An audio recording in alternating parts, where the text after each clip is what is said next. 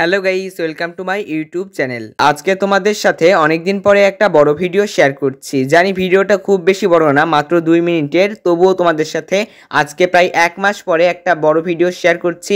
সামনে আরও কয়েকটা রান্নার রেসিপির ভিডিও আসবে, খুব শীঘ্রই আসছে। তার জন্য তোমরা এখনই আমাদের চ্যানেলটা, আগেই বলছি, প্লিজ সাবস্ক্রাইব করে দাও। আর আমাদের ভিডিওটি ভালো লাগলে এখনই লাইক করো, কমেন্ট করো আর শেয়ার করো।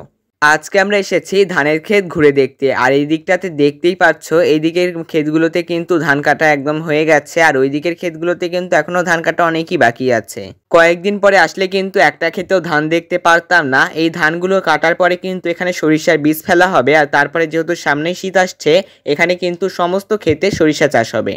মানে যখন সরিষা এখানে চাষ হয় তখন কিন্তু আরেক রকম সুন্দর দেখতে লাগে, আর এখন যখন ধান চাষ হয়েছে এখন কিন্তু আরেক রকম সুন্দর লাগছে। এইদিকে আমাদের তেমন বেশি আসা হয় না, কিন্তু সরিষার ক্ষেত দেখতে হলেও একবার হলেও এখানে আসবই।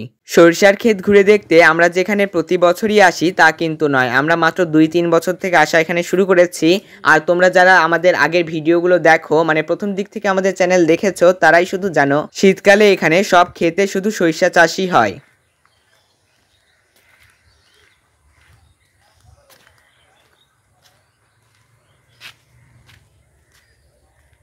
এই জায়গাটা হেঁটে হেঁটে ঘুরে দেখতে অনেক বেশি ভালো লাগছিল। এই ক্ষেতটা দেখতে পাচ্ছ, এই ক্ষেতটাকে তো দেখে মনে হচ্ছে এটা পোলাওয়ের চালের ধান, মানে যে চাল দিয়ে আমরা পোলাও রান্না করি সেই ক্ষেতের ধান হতে পারে। আমি ঠিক জানি না, তবুও তোমরা যদি জেনে থাকো কেউ, তাহলে আমাদেরকে কমেন্ট করে জানিও।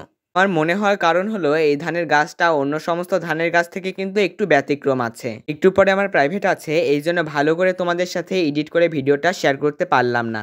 এটা কাটারি ধান। ধানের নামই কাটারি।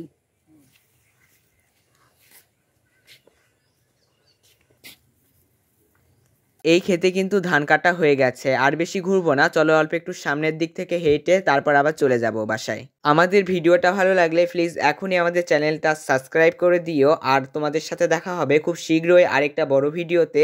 আর এই দিকটা দেখো, চারিদিকটা কিন্তু হলুদে হলুদ, মানে দেখতে দেখো কত বেশি সুন্দর লাগছে।